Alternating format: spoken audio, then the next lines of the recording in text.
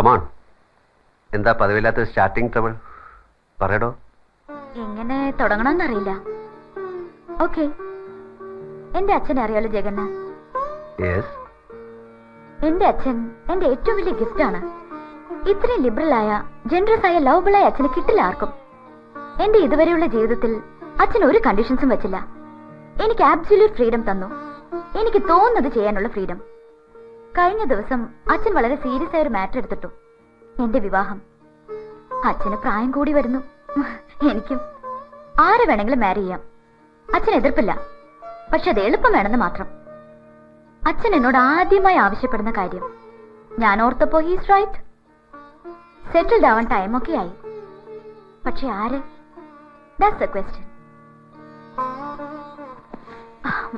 ആരും പ്രേമിച്ചിട്ടില്ല. ആരും അങ്ങനെ ഒരു കാര്യം പറഞ്ഞിട്ടുമില്ല.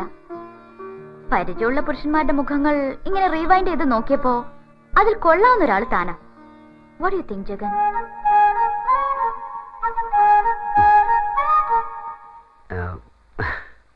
ഇപ്പൊ മനസ്സിലായല്ലോ. സ്വന്തം വിവാഹത്തിന്റെ ആലോചനയുമായി വന്ന ഒരു പെണ്ണിന്റെ ചളിപ്പാ ജഗൻ പറഞ്ഞ സ്റ്റാർട്ടിംഗ് ട്രബിൾ ഉണ്ടാക്കിയത്. നിന്റെ ഈ ക്യാരക്ടർ, ഈ ഫ്രാങ്ക്നെസ് ഞാൻ ഹാറ്റ്സ് ഓഫ് ചെയ്യുന്നു. I really like it. ഒരുപാട് പണമുണ്ട് അച്ഛന്റെ കയ്യില്. അത് മുഴുവൻ എനിക്കാ. ജഗനെ പോലെ തന്നെ എനിക്കതിൽ താല്പര്യമില്ല. നമുക്ക് ജീവിക്കാനുള്ളത് എടുത്തിട്ട് ബാക്കി ആർക്കെങ്കിലും കൊടുത്തേക്കാം. വേണമെങ്കിൽ നമ്മുടെ ഉണ്ണിമായ്ക്ക് കൊടുത്തേക്കാം. എന്നിട്ട് ജഗന്റെ ഫേവറേറ്റ് പ്ലേസിലെ പാരീസ്, പാരീസിൽ സെറ്റിൽ ചെയ്യാം. എവിടെ വേണമെങ്കിലും, എനിവേ ഇൻ ദിസ് വേൾഡ്. പാരീസിനെ, വിയന്നെ, യൂറോപ്പിനെ സ്നേഹിച്ചിരുന്ന ജഗനല്ലേ ഇത്? ഇപ്പൊ എനിക്കിഷ്ടം ഈ കണിമംഗലമാണ്, ഈ കോവിലകമാണ്. ജഗന്റെ ഇഷ്ടങ്ങളെ ഇഷ്ടപ്പെടാൻ എനിക്ക് എളുപ്പം കഴിയും. നയൻ, എന്റെ ചുരുക്കം ചില സെൻസിബിൾ ഫ്രണ്ട്സിൽ ഒരാളാണ് നീ. നിനക്ക് കാര്യങ്ങൾ മനസ്സിലാക്കാൻ കഴിയും. ഈ നാട്ടിലേക്കും ഈ പഴഞ്ചൻ കോവിലകത്തേക്കും എന്നെ കൊണ്ടുവന്ന ചിലതുണ്ട്. ഒരിക്കലും ആരോടും ഡിസ്ക്ലോസ് ചെയ്യാൻ ഞാൻ ഇഷ്ടപ്പെടാത്ത ചിലത്. തുടക്കത്തിൽ വെറും ഒരു യാത്ര, പിന്നെ കുറച്ച് ദിവസം തങ്ങണമെന്ന് തോന്നി. ഇപ്പൊ എന്നെ ഈ മണ്ണിൽ ഉറപ്പിച്ചു നിർത്തിയ ചില കമ്മിറ്റ്മെന്റ്സ്. എല്ലാം കഴിയുന്ന ഒരു ദിവസം വന്നാൽ ഞാനിവിടം വിടുമായിരിക്കും. പക്ഷെ അന്ന് എൻ്റെ ഇടം കൈയിൽ ഒരു പെൺകുട്ടിയുടെ വലം കൈ ഉണ്ടാവും. അവളറിയാതെ ഞാൻ അവളെ സ്നേഹിക്കുന്നു, നയൻ, പ്രേമിക്കുന്നു. മുമ്പുണ്ടായിട്ടില്ലാത്ത ഒരു ഫീൽ അതെന്നെ കീഴ്പ്പെടുത്തി കളഞ്ഞു. I am in love, Nayan. Unnimaya? അതെ, അവളെയാണ് ഞാൻ ഇന്ന് എന്നെക്കാളും സ്നേഹിക്കുന്നത്. ഒരർത്ഥത്തിൽ അത് വെറും പ്രേമവും പ്രണയവും മാത്രമല്ല. ആരും തുണയില്ലാത്തൊരു പാവം പെൺകുട്ടിയെ പ്രൊട്ടക്ട് ചെയ്യാനുള്ള തീരുമാനം.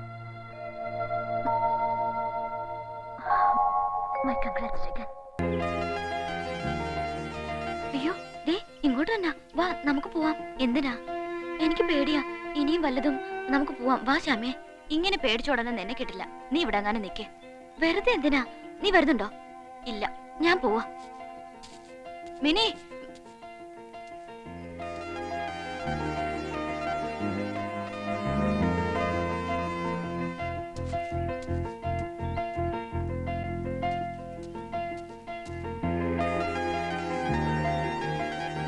ഉപദ്രവിക്കാനും കൊല്ലാനും ഒന്നും വന്നതല്ല.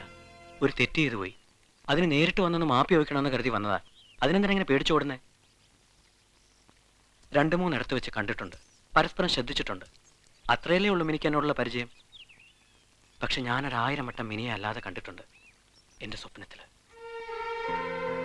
എന്നാൽ ഒരിക്കൽ പോലും മിനിയുടെ മുമ്പിൽ ഒരു ശല്യമായി വരരുത് എന്നെനിക്ക് നിർബന്ധമുണ്ടായിരുന്നു.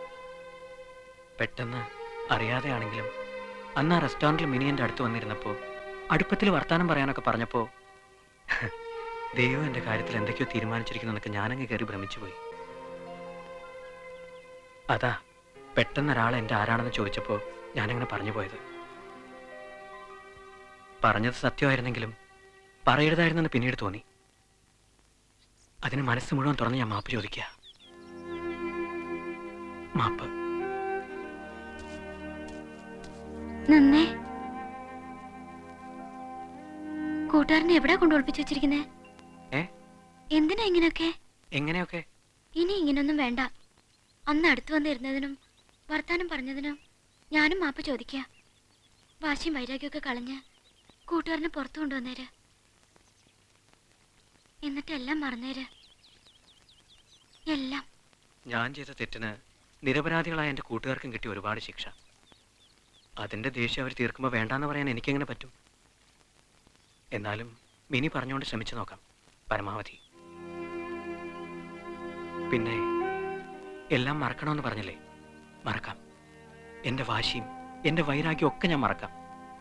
പക്ഷേ പഴയ ജന്മത്തിൽ എന്നോ കണ്ട് കൊതി തീരാത്തൊരു മുഖമുണ്ട്. ആ മുഖം എനിക്ക് മറക്കാൻ പറ്റില്ല ഒരിക്കലും.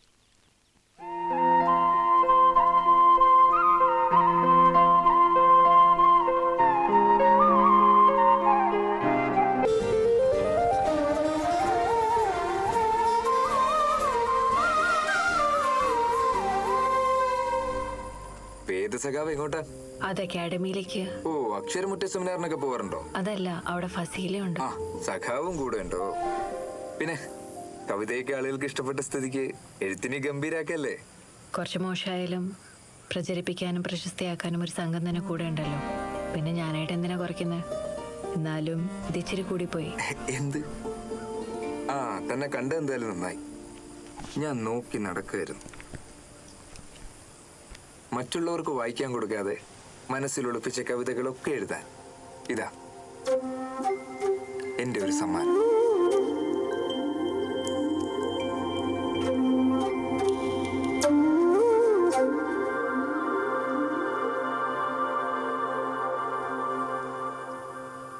ഞാൻ എസിയിലേക്കാ. സഖാവ് വരുന്നോ? Area committee office. താൻ വരണ്ടോ? അവിടേക്ക് വന്നിട്ട് എന്തിനാ? എസിയിലേക്കല്ല, ഞാൻ പോകുന്നത് അക്കാദമി ഒഴിക്കാം. അല്ലെങ്കിൽ താൻ എസിയിലേക്ക് വാ, ഒരു മെമ്പർഷിപ്പ് അങ്ങ് തരാം. അറിയപ്പെടുന്ന കവിയത്രിയല്ലേ? അയ്യോ, അത് വേണ്ട. എനിക്ക് ചുവന്ന നിറം കാണുമ്പോഴേ ടെൻഷനാ. അതെന്താ? കണ്ടിട്ടില്ലേ ഈ അപകടത്തിനൊക്കെ ചുവന്ന സിഗ്നൽ വെക്കുന്നത്?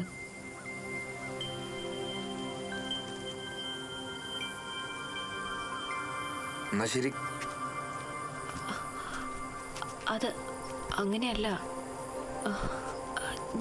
എടോ, ഈ ലോകത്ത് കറുപ്പും വെളുപ്പും മാത്രം നിറങ്ങളായിരുന്ന കാലത്ത് ആദ്യമായി മനുഷ്യൻ ഉണ്ടാക്കിയ നിറമാണ് ചുവപ്പ്. അതുപോലെ കറുപ്പും വെളുപ്പുമായി നിലനിൽക്കുന്ന ഈ ലോകത്ത് വ്യത്യസ്തമായി ചിന്തിക്കുന്നവന്റെ നിറമാണ് ചുവപ്പ്.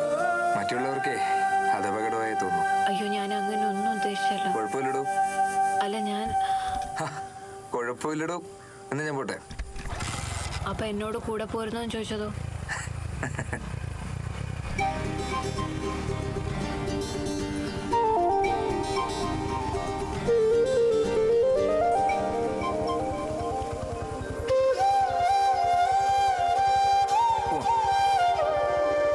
അവൻ അങ്ങനെയാ.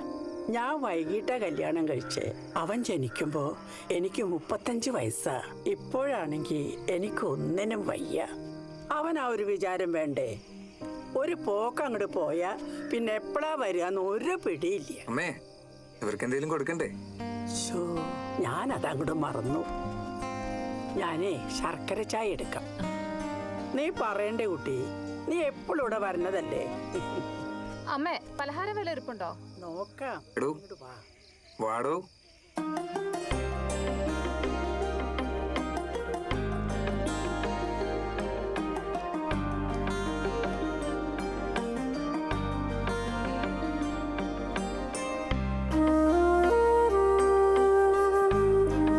ഇവിടെ പഠിക്കുന്ന പുസ്തകങ്ങൾ മാത്രമേ ഉള്ളൂ? കമ്മ്യൂണിസ്റ്റ് മാനിഫെസ്റ്റോയും മൂലധനമൊന്നുമില്ലേ? ആശയങ്ങളും ആദർശങ്ങളും പുസ്തകങ്ങളിൽ മാത്രം ഉണ്ടായിട്ട് കാര്യമില്ലല്ലോ. ഇവിടെ സൗകര്യങ്ങളൊക്കെ കുറവാണ്. അതുകൊണ്ടാ ഞാൻ ആദ്യം ഇങ്ങോട്ട് വരാന്ന് പറഞ്ഞപ്പോ വേണ്ടെന്ന് പറഞ്ഞത്. സൗകര്യങ്ങളൊന്നും ഇല്ലെങ്കിലും എന്താ, ഒരു വീടുണ്ടല്ലോ ഇതുപോലെ സ്നേഹിക്കുന്ന ഒരമ്മയും.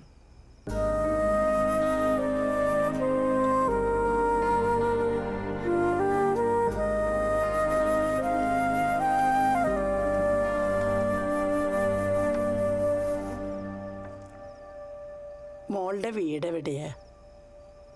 എനിക്ക് വീടില്ല, ഞാൻ ആശ്രമത്തിലാ.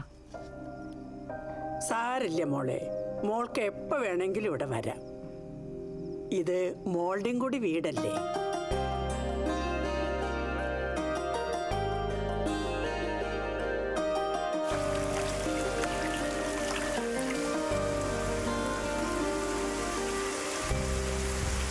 പാവ അമ്മ ഒറ്റയ്ക്കല്ലേ, നേരത്തിനൊക്കെ ഒന്ന് വീട്ടിലെത്തിക്കൂടെ? പാവമാണ്. എത്ര വൈകിയാലും അമ്മ എന്നെ കാത്തിരിക്കും. പിന്നെ മിക്കവാറും എന്നെ പുറത്താക്കി തന്നെ അമ്മ വീട്ടിൽ കയറ്റി താമസിപ്പിക്കുന്ന തോന്നുന്നേ. ഇതൊക്കെ കേൾക്കുമ്പോ എനിക്ക് അസൂയ തോന്നുന്നു. അസൂയപ്പെട്ടിട്ട് കാര്യമില്ല, സ്വന്തമാക്കി അഭിമാനിക്കൂ. അമ്മയുടെ കാര്യം പറഞ്ഞു. അപ്പൊ ഇന്ന് പറയാൻ വെച്ച ഒരു കാര്യം കഴിഞ്ഞല്ലോ. എന്നാ ഞാൻ പോട്ടെ.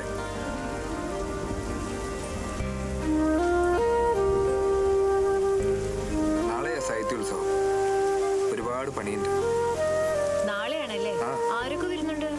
അഴീക്കോട് സാറ്, മേരി ടീച്ചർ, പിന്നെ നമ്മുടെ സ്ഥിരം കക്ഷികൾ. സാറും ഉണ്ടോ? അപ്പൊ നല്ല ആളും ഉണ്ടാവൂലോ. ആ, ഇപ്പോഴത്തെ വിവാദ നായകനല്ലേ.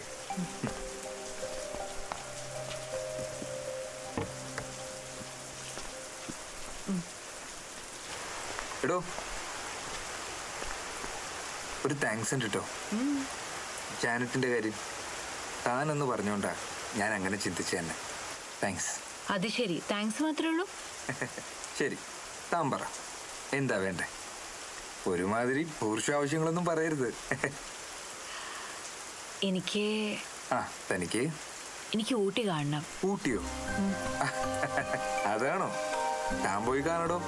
ഒറ്റയ്ക്ക് കാണാൻ പേടിയാ. എന്നാ ഫസീലിനും കൂട്ടിക്കോ. അങ്ങനെ ഓടിപ്പോയി കണ്ടുവരാനല്ല, എനിക്ക് മുഴുവനും നടന്നു കാണണം. പിന്നെ ഞാൻ ചോദിച്ച ഫസീലയോടല്ലോ.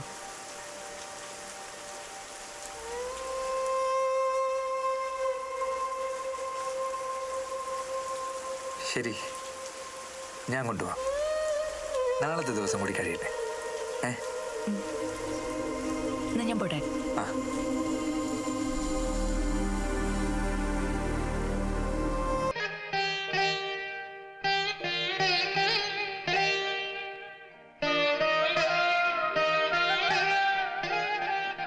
എന്താ ഒരാലോചന?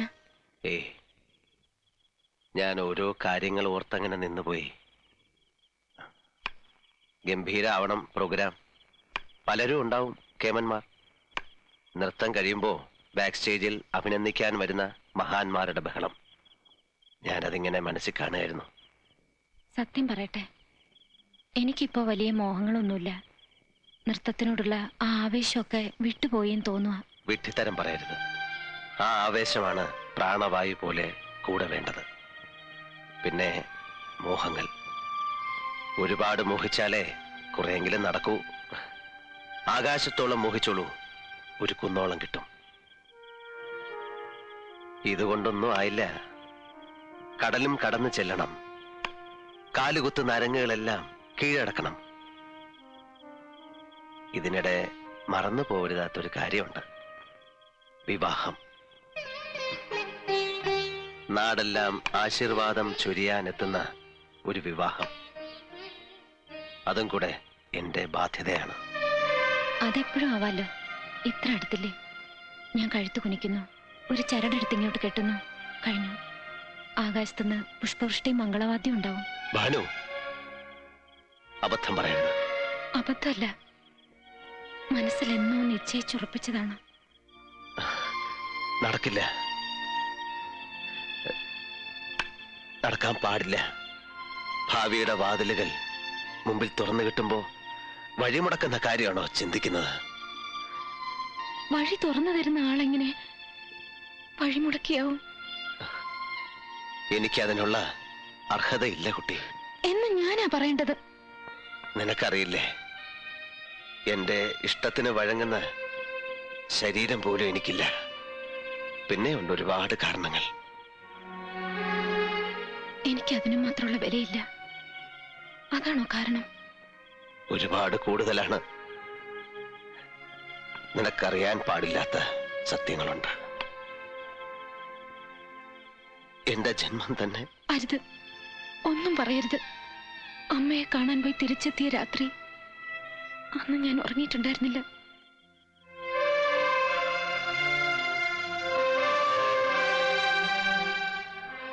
വേണ്ട, ആ വിഷയം അവസാനിപ്പിക്കാം. എല്ലാം തന്റെ നന്മയ്ക്കായിരുന്നുവെന്ന് പിന്നീട് ബോധ്യമാവും.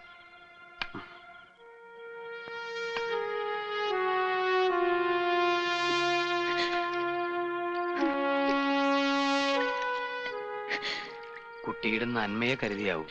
ആ നന്മ എനിക്ക് വേണ്ട.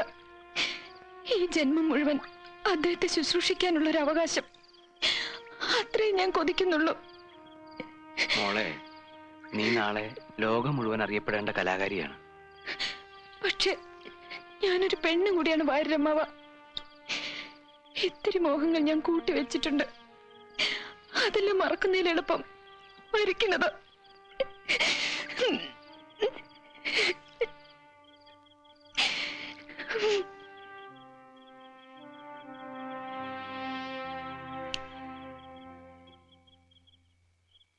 ഉറങ്ങിയില്ലേ? ഇല്ല. ആ കുട്ടിയുടെ കണ്ണ് തുറന്നിട്ടില്ല. ഒരു നേരം പോക്ക് പറഞ്ഞു. നടക്കാൻ പാടില്ലാത്ത ഒരു വിഡ്ഢിത്തം. നീല, ഒന്നിങ്ങോട്ട് നോക്കുക. ഞാൻ ആ മുഖം ഒന്ന് കാണട്ടെ. ഏതിരുട്ടിൽ വേണമെങ്കിലും വിളിച്ചോളൂ. പക്ഷേ ഈ കണ്ണെനിക്ക് കാണാമെങ്കിൽ ആ ഹൃദയം എനിക്കറിയാൻ പറ്റും.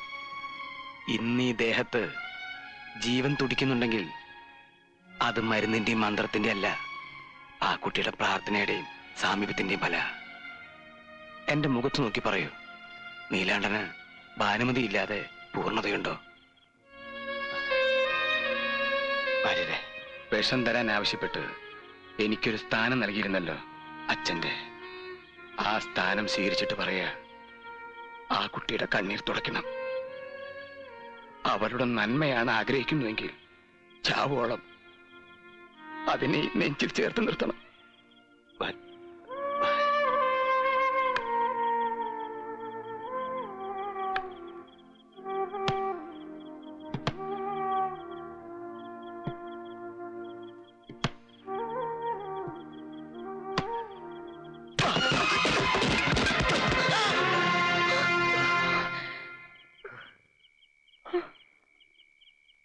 മനസ്സിടറി, അതാ കാല്.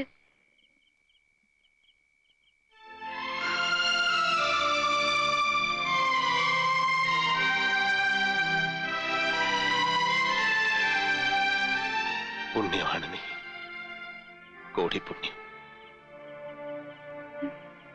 മുറിവിൽ തേൻ പുരട്ടുന്ന നിന്റെ സാന്നിധ്യം വേണ്ടെന്ന് വെക്കാൻ തോന്നിയത് നിന്നോടുള്ള ഇഷ്ടക്കൂടുതലുണ്ട്. ഇനി ഒന്നിനും, മരണത്തിന് പോലും നിന്നെ വിട്ടുകൊടുക്കില്ല.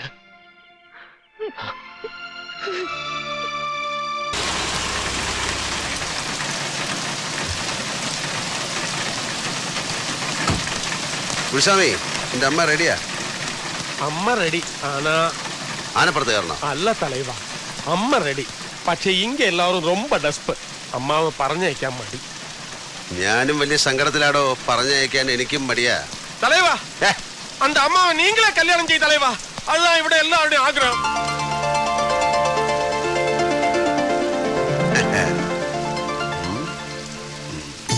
யாரை வேணாலும் கல்யாணம் பண்ணலாம், அது ஈஸ்வர நிச்சயம். പക്ഷേ யாராயிருந்தாலும் ഒരുമിച്ച് ഇവിടെ വരണം ഒരു നാൾ.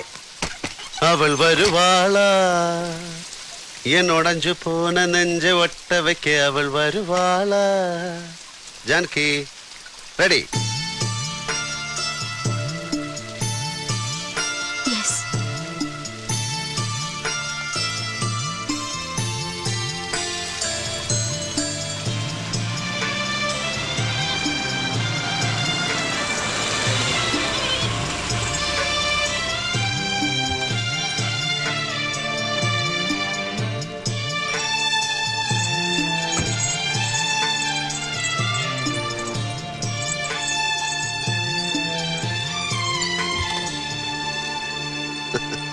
എന്താ റിലീസ് കിട്ടിയതിന്റെ നന്ദി പ്രാർത്ഥനയാണോ?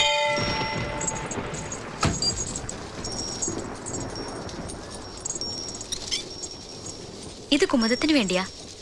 ഇവിടെ വന്ന് പ്രാർത്ഥിച്ച നമുക്ക് വേണ്ടപ്പെട്ടവരുടെ വിവാഹം എളുപ്പം നടക്കുമെന്നാണ് ഒരു മെത്ത്. അവൾക്ക് പാവം നല്ല വിഷമമുണ്ട്. പ്രായം കൂടുതലേ. തടിയും കുറച്ച് ഓവറാ. പേരറിയാത്ത ദേവി അതങ്ങ് നടത്തിക്കൊടു. ആ പാവം ഗൗണ്ടറുടെ ഒരേ ഒരു പ്രശ്നമാണ് നീണ്ടു പോകുന്ന സഹോദരിയുടെ വിവാഹം. ഞാനും കൂടി പ്രാർത്ഥിച്ചിട്ടുണ്ട്. ഫലം ഉണ്ടായെന്നറിഞ്ഞാ ഞാൻ തന്നെ അറിയിക്കാം. ഇല്ല, വളരെ ലേറ്റായി ചെന്ന ഒരു നിവേദനമുണ്ട് ഈ ദേവിയുടെ മുന്നിൽ. വളരെ വളരെ ലേറ്റ്. പാവം ദേവി കൈമലർത്തി കാണിച്ചു കാണും. ആരോട്? കുമുദത്തിനോട്. അവൾ എന്ത് പ്രാർത്ഥിച്ചു? ഒരു വിവാഹം നടക്കാൻ. വധു ഈ ജാനകി, വരൻ ഈ രാവണൻ.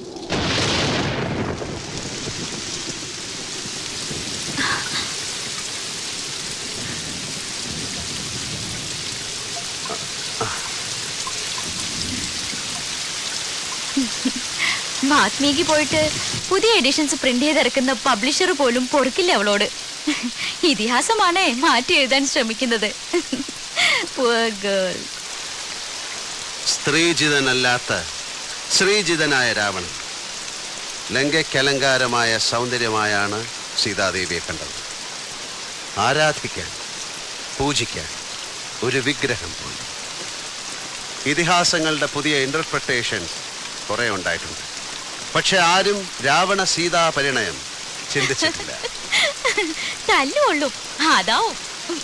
പക്ഷെ ജനകപുത്രി മൈഥിലി, നീ ഇപ്പോഴും ഒരു രാമന്റെയും സ്വന്തമല്ല. പിന്നെ എന്തിനാണ് ലങ്കേശ്വര എന്നെ ഈ ടൊയോട്ടോ പ്രാഡോയിൽ നീ തിരിച്ചു കൊണ്ടുവിടുന്നത്? കച്ചവടത്തിന്റെ നേരും നെറിയും. വാക്ക് പറഞ്ഞുപോയി നിന്നെ തിരിച്ചേൽപ്പിക്കാമെന്ന്. അതെ, വാക്ക് പാലിക്കണം. ശ്രീനിവാസൻ നമ്പ്യാരോടും വാക്ക് പറഞ്ഞുപോയി. നമുക്ക് വീണ്ടും ജനിക്കാം.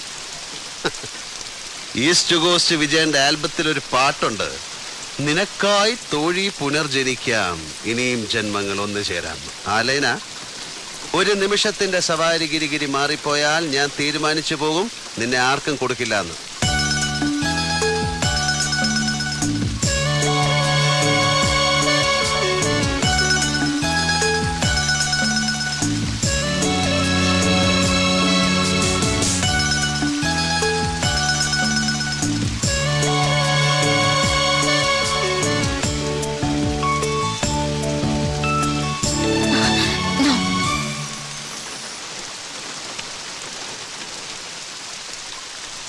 എടാ IPS കാരൻ മോഡേൺ രാമ, മോനെ, നിനക്ക് ഈ ലോകത്ത് വേറെ എത്ര പെമ്പിളാരെ കിട്ടൂടാ കോപ്പേ?